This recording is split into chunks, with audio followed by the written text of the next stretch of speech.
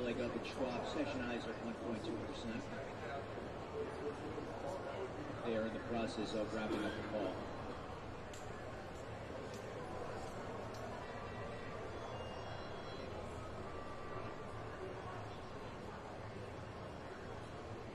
And the Schwab call ends.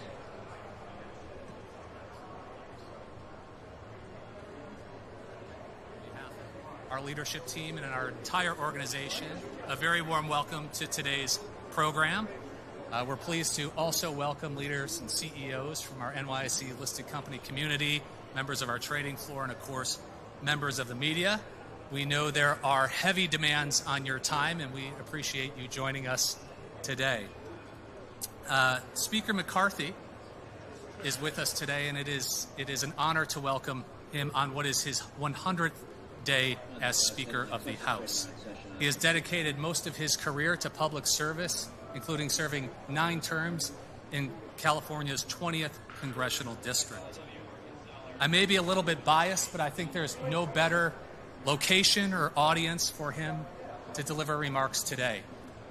Today he will lay out his economic agenda for the 118th Congress, and what better place than one of 4 buildings that defines America. Many in this room have heard me say there's the White House, the Capitol, the Supreme Court, and the New York Stock Exchange. This is the largest exchange in the world. We're home to 2,400 of the greatest companies that are worth over $40 trillion. They generate over $20 trillion in annual revenue, but most importantly, they employ 43 million workers directly. And this is a unique platform where leaders from the private sector and the public sector with diverse views can come together to share ideas, to build relationships, and to ultimately deliver results. Now, following Speaker McCarthy's remarks, we'll have the opportunity to have a brief conversation with him on stage. And given the geopolitical and macroeconomic environment, I'm sure there will be plenty of topics to cover. But with that in mind,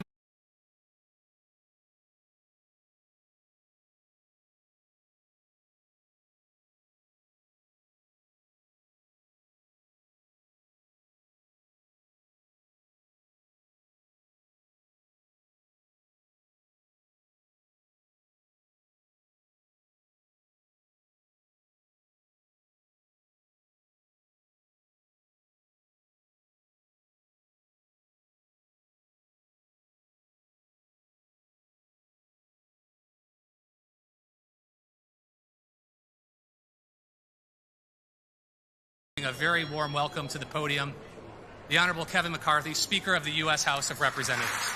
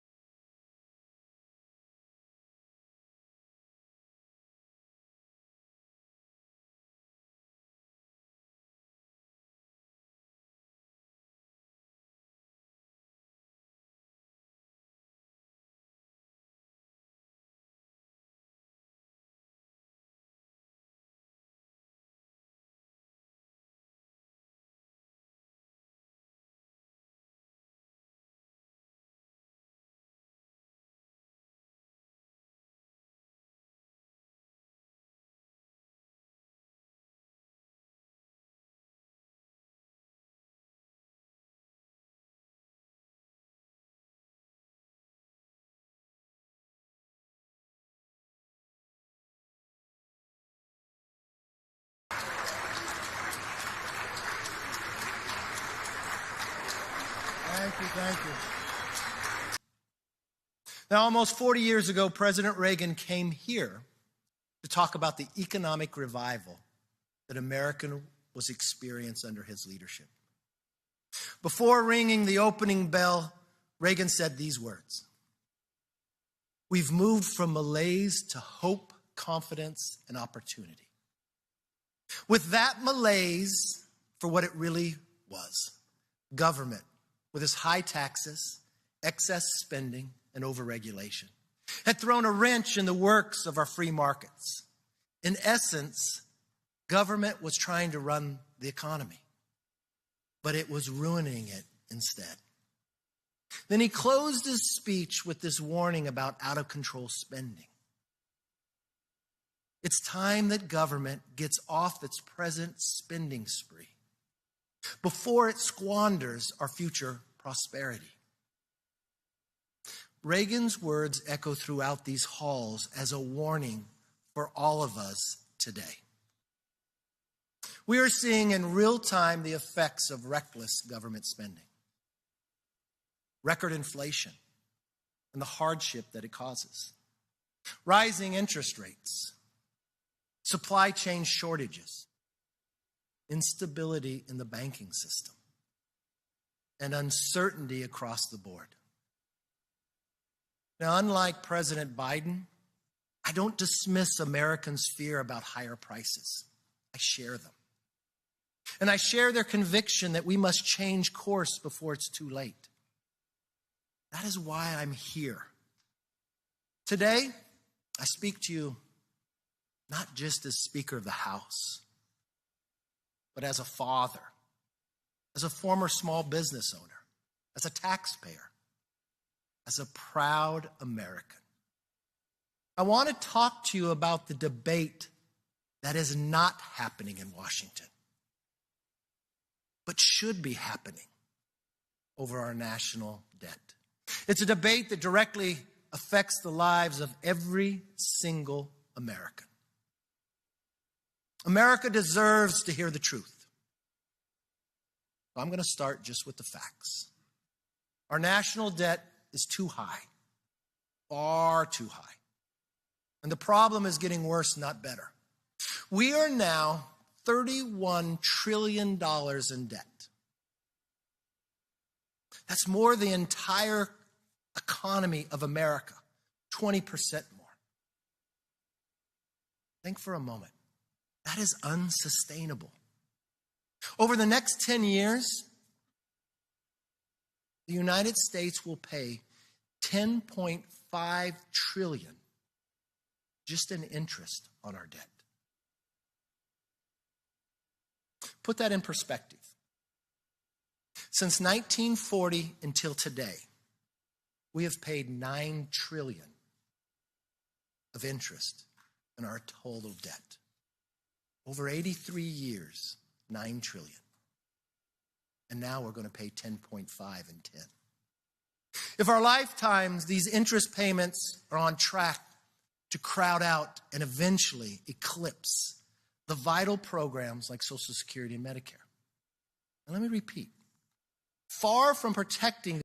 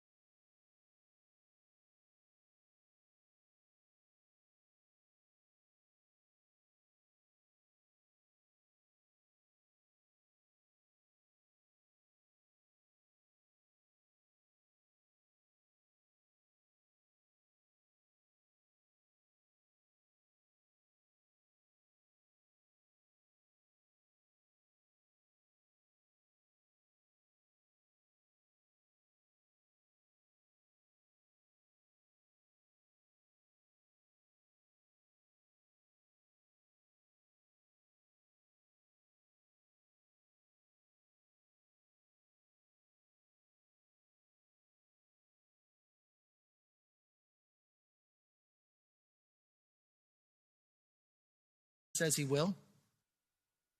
President Biden's extreme spending threatens to crush them with debt and economic decay, like Social Security and Medicare. And let me repeat, far from protecting the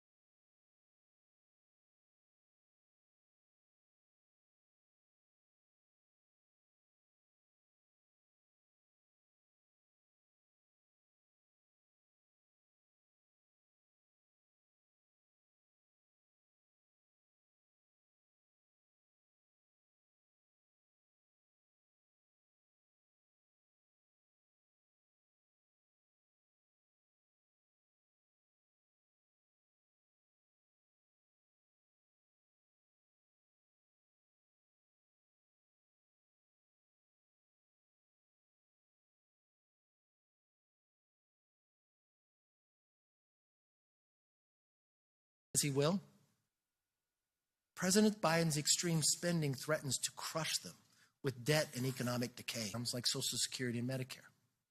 And let me repeat, far from protecting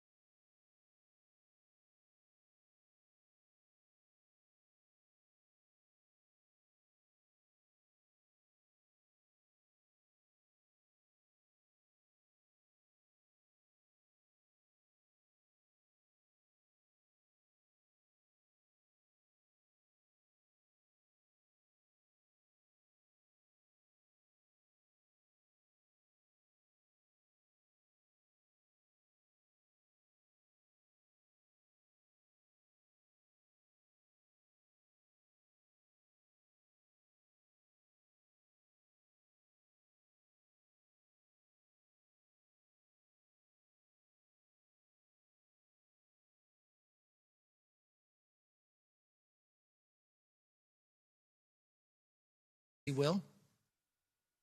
President Biden's extreme spending threatens to crush them with debt and economic decay, creating in good faith. To again quote then Vice President Biden, he said, "You can't govern without negotiating." What changed, Mr. President? I agree with the former sensible Joe Biden.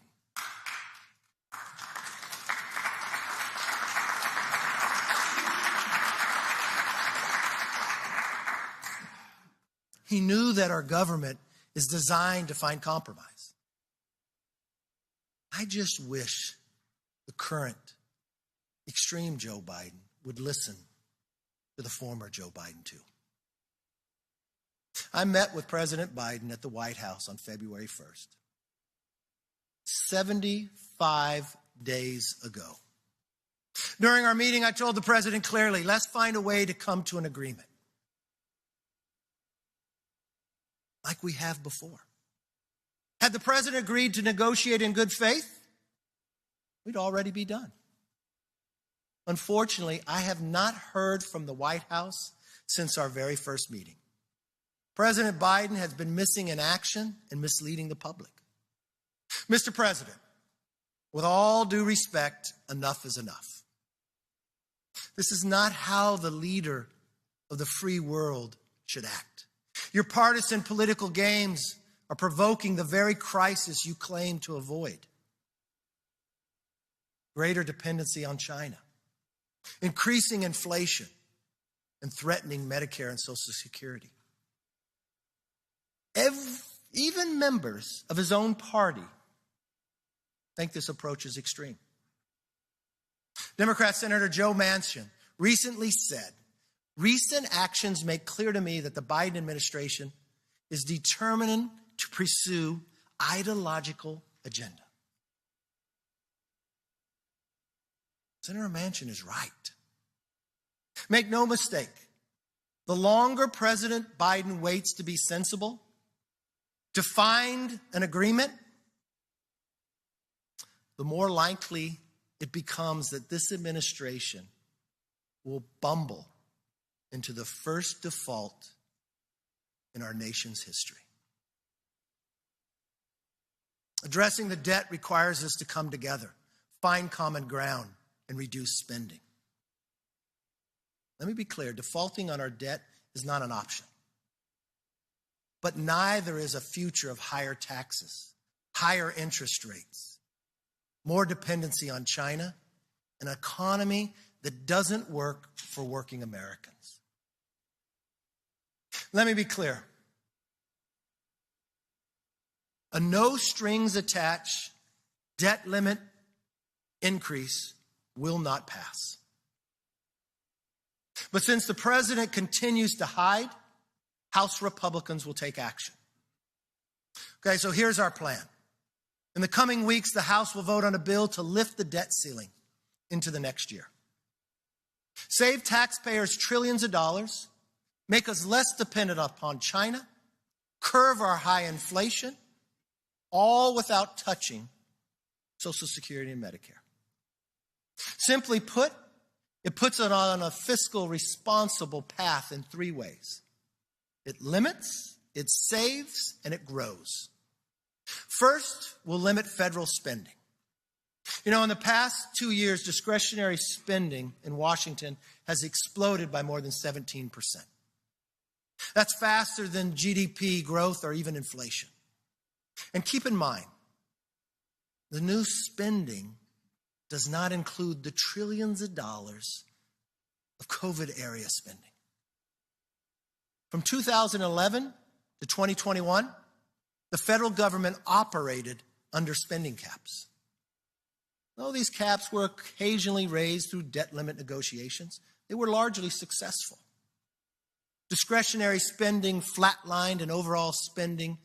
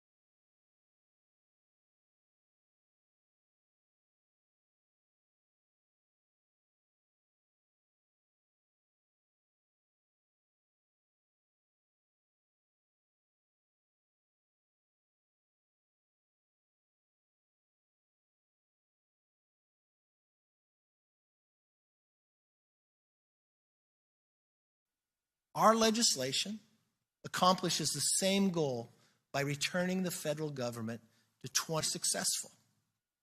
Discretionary spending flatlined and overall spending growth slowed dramatically. Our legislation accomplishes the same goal by returning the federal government to 2022 levels.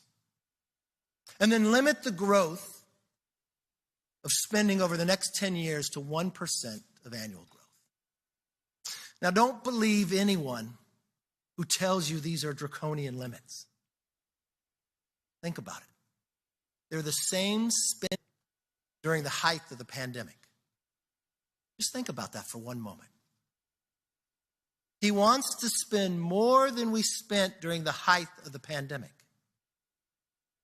House Republicans actually believe the opposite should happen.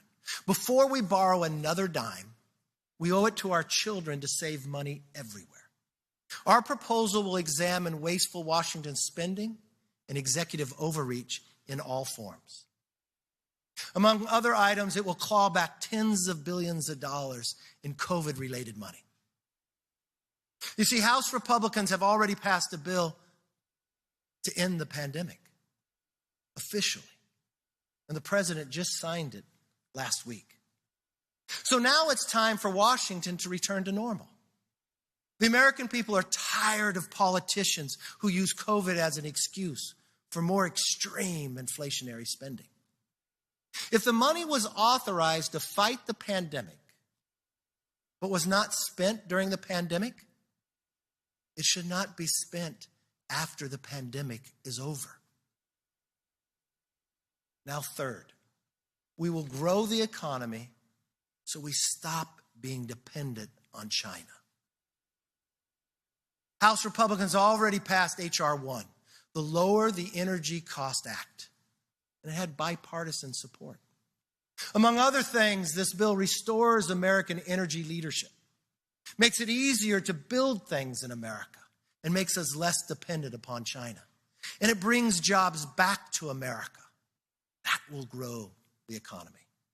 Our proposal will also restore work requirements that ensure able-bodied adults without dependents earn a paycheck and learn new skills. That will grow our economy and help the supply chain. Right now, there are more job openings than people who are looking for jobs. You know why? It's in part because the Biden administration weakened work requirements. Incentives matter. And the incentives today are out of whack. It's time to get Americans back to work. Don't believe anyone who says our plans hurt Americans' social safety net. We're a very generous nation. And when people fall on tough times, we'll help them. That will not change. But this is important. Assistance programs are supposed to be temporary, not permanent. A hand up, not a handout. A bridge to independence, not a barrier. Just as Ronald Reagan understood the importance of economic growth, we should welcome and celebrate the benefits of strong, growing economy. For with a strong, growing economy, we will no longer be dependent upon China. We will no longer be victims to inflation. And we can protect and preserve Social Security and Medicare. My fellow Americans, as we confront the consequences of President Biden's extreme, reckless spending, congressional Republicans are ready to act and to lead. That is the resolve to the House Republican majority, every single one of them. It's an honor to be in New York. I love this time of year. It's the beginning of baseball season. We all know what one of the most famous Yankees, the great Bambino, Babe Ruth. You know what he said? You just can't beat the person who never gives up. Well, if there's one thing I hope America has learned about me in the last 100 days in my race to become Speaker, I will never give up. I'll never give up on you. We will never give up on you. We will not rest until the economy is healthier, until our country is more confident, until our children's future is brighter. We owe it to the American people to use this moment in history to deliver the future they want, they need, and they deserve. I have full confidence that if we limit our federal spending, if we save the taxpayer money, if we grow our economy, yes, we will end the dependence on China. We will curb inflation, and we will protect Social Security and Medicare for the next generation. And America will be stronger for it. If you agree, don't sit back, join us. Joining us in demanding a reasonable negotiation, a responsible debt ceiling, an agreement that brings spending under control. And if President Biden decides to stop the partisan ways and stands with us, then a majority of us will join with him in common cause to address this urgent challenge. You've been patient. You've been kind. You've listened to me tell you a story about what's not happening in Washington. It's no longer the time to be quiet. It's no longer the time to be patient. Your job is you focus on markets every day. You know tomorrow will be better than today. But you also know businesses fail when their fiscal house is not in order. As citizens, you know our government does not have their fiscal house in order. It doesn't matter what political stripe you stand or what part of the country you grew up in. You love this country, conceived in liberty and dedicated to the proposition that we're all equal. You want your children to have a better future. You make sacrifices every day for them. But you know one of the greatness of this country is our ability, the design of our government, that both sides come together. For 75 days, the president has ignored the debt ceiling. As Speaker of the House, I have a responsibility to tell the nation that that has got to stop. This isn't something to be played with. This isn't something to put a political game with. I'm not predetermining what has to happen. But just as Reagan talked about a malaise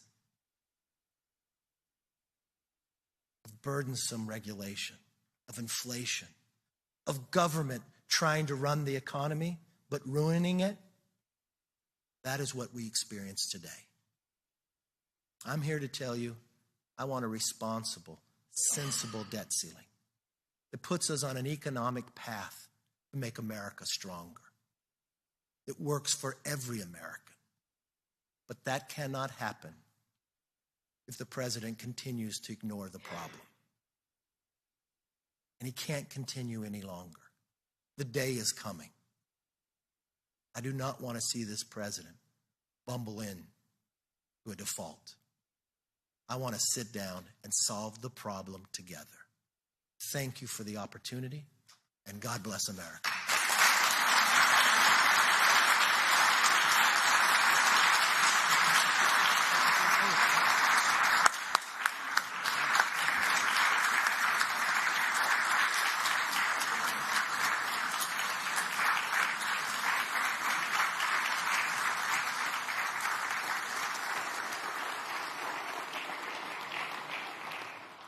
Thank you very much, Mr. Speaker, and thank you for laying out your and your party's plan to help ensure the long-term, not only sustainability, but prosperity of the U.S. economy. And I think you can tell from the resounding applause, there is a group of leaders in here that's very much focused on making sure that we're positioning our country for further greatness, and that when we compete against the world, the United States will always win. So thank you very much, and thank you for agreeing to take a handful of questions before we head down to the trading floor and check in on the markets as well.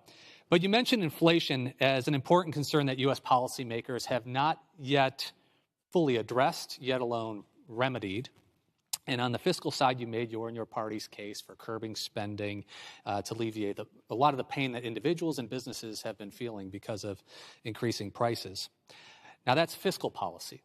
Now, on the monetary side, the complete other side of the coin, we have seen recent PPI prints and CPI prints show that inflation is moving in the right direction. The Fed has been cutting rates in an effort to, again, curb inflation and to some degree slow.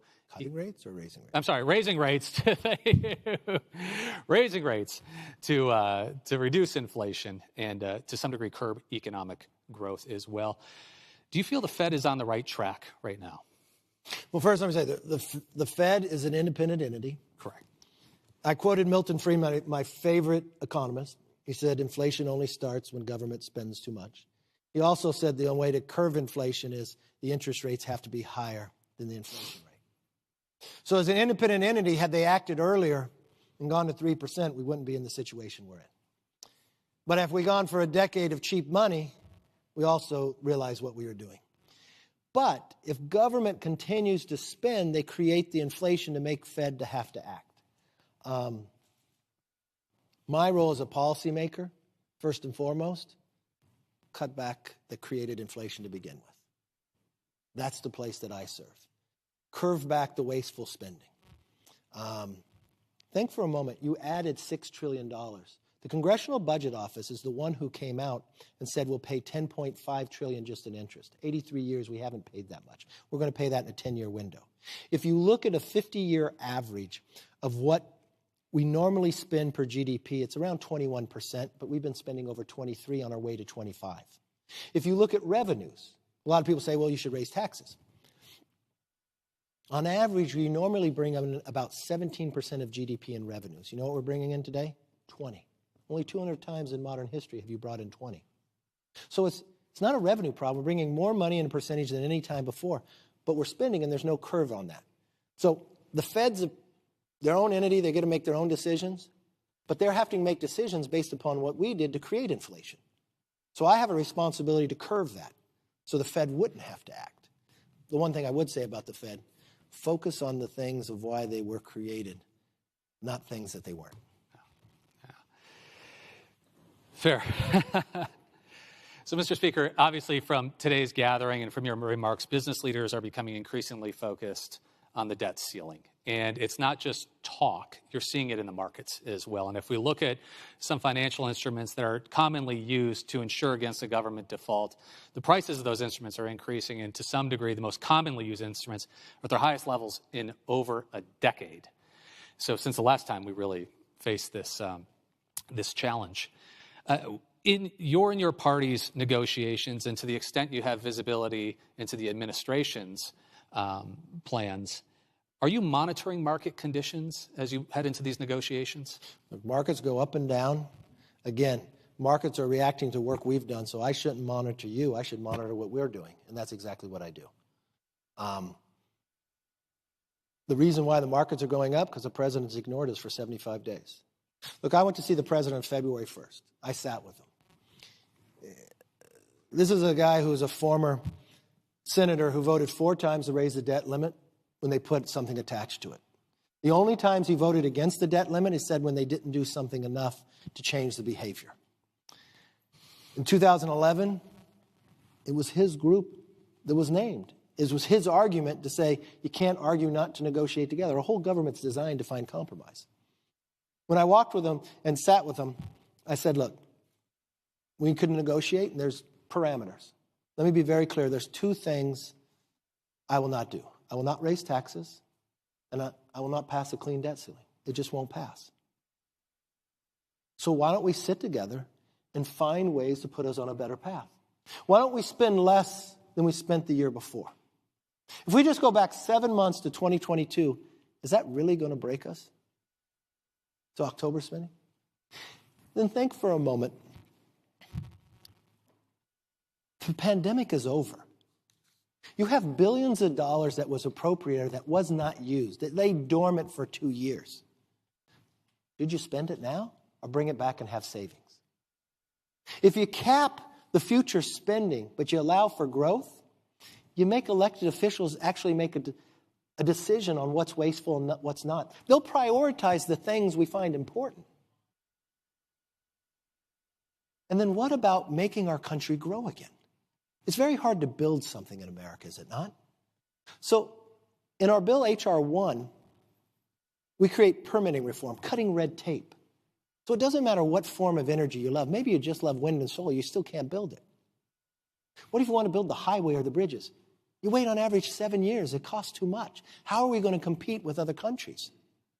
I think if we attach that to a debt ceiling, growing our economy, that's going to save us money in the long run. So let's make it that.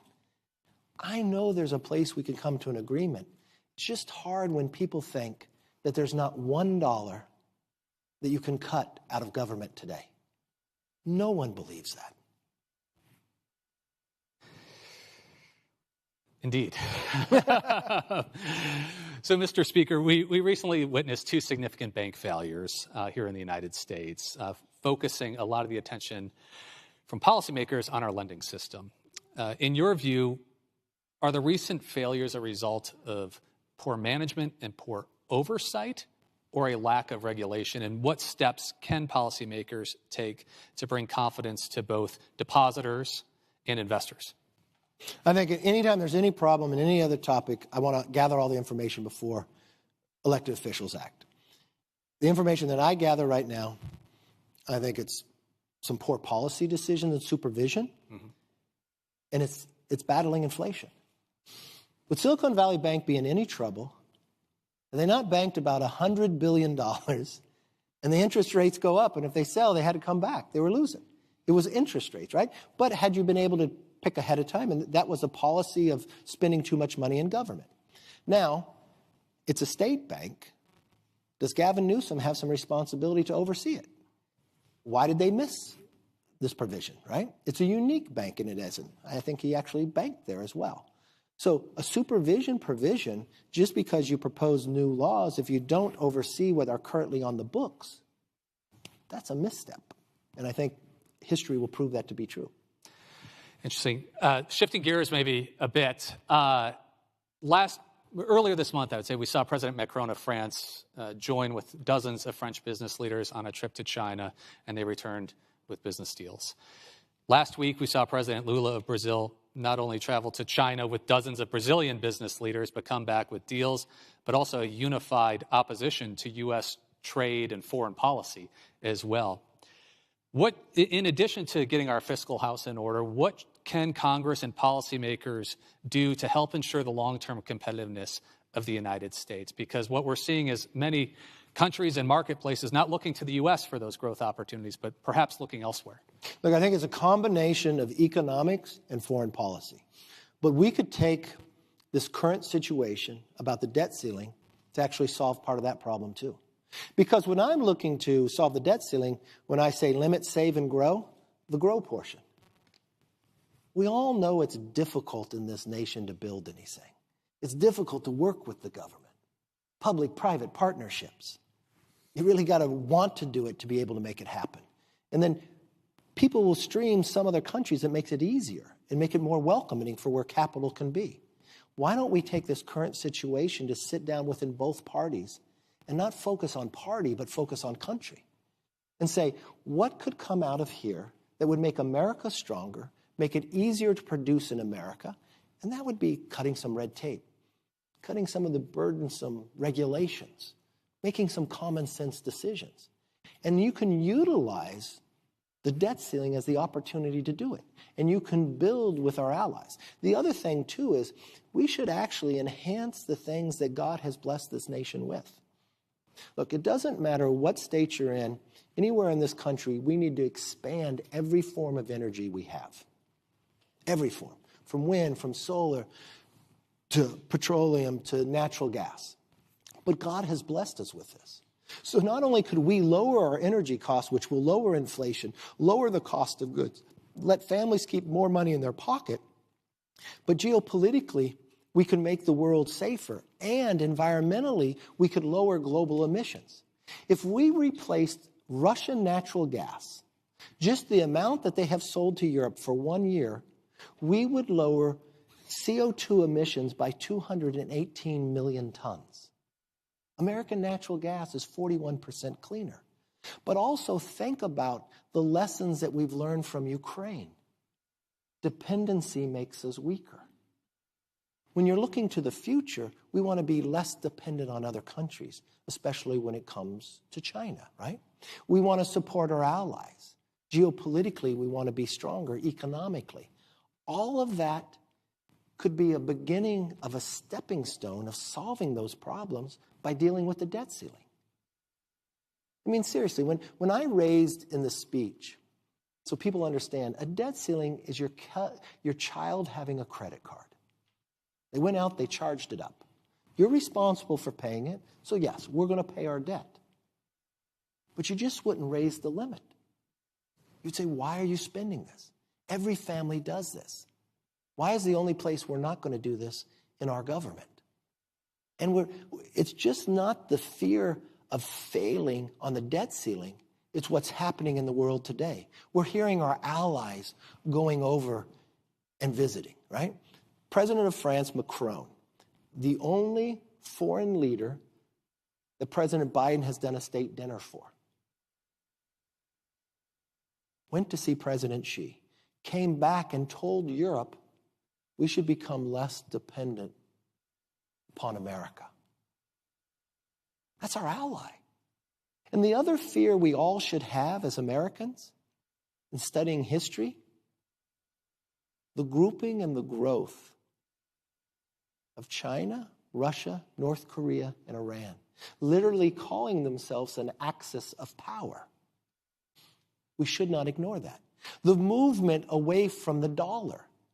But the one thing I will tell you, the only way the dollar fails become the world currency is not what China or other countries do.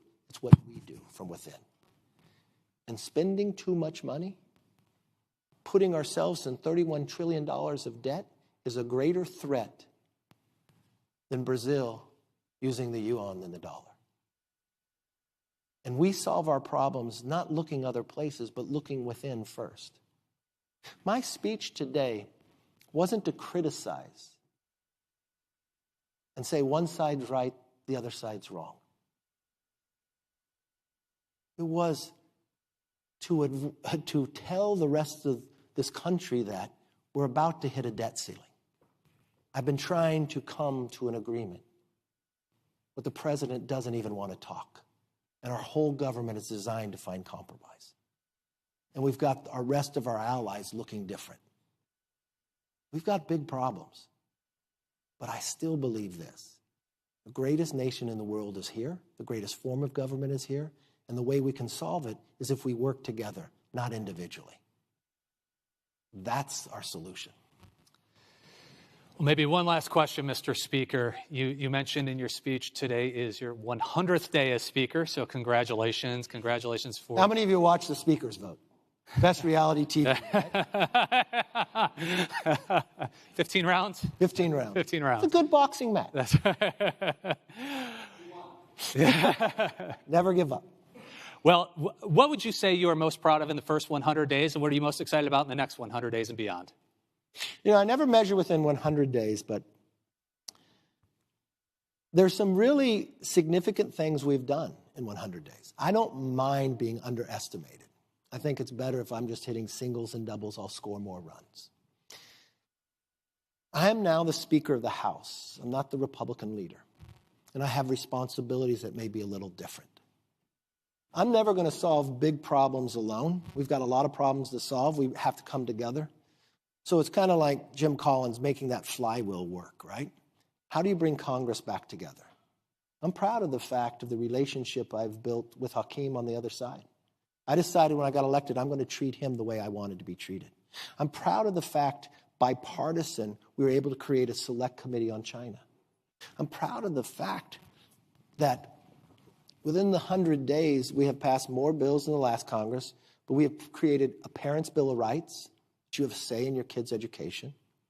We've cut the 87,000 IRS agents out of the House. I think government should be here to work for you, not go after you. I'm proud of the fact that we stood up for law and order. It might just be in D.C., but it sent a message across the world. I'm proud of the fact that H.R. 1 was bipartisan. It's the core of what we want to do economically, our energy policy of where to be. In this first 100 days, I stood at the Reagan Library, not with just members of my own party, but an equal number of members on both sides of the aisle. And we sat down and we met with the president of Taiwan. And when I look to the future, and the threats that are there, then we're going to take action to make sure those threats don't happen. How can we deter something bad from happening? And you know what? I'm proud of the fact I haven't had my head in the sand and said I would not talk to the president about the debt ceiling. I'm proud that we're here today and having an honest conversation with the American public. Not preconceived what has to be decided upon, but willing to sit down in good faith to find a sensible, rational, responsible way forward so America would be stronger. Look, 15 rounds were tough, but they made me stronger. It's not a problem that we have debate. It shouldn't be just uniform as we go through. And I think our discussion should argue on both sides. But at the end of the day, we should find what unites us to make us stronger. We completely agree, Mr. Speaker, and we want to thank you for joining us today. We know there are heavy demands on your time, but your message is important, it's timely, it's topical. So thank you for being with us. Thank you for your service to our great country. Please join me in giving a round of applause to Speaker McCarthy. Thank you.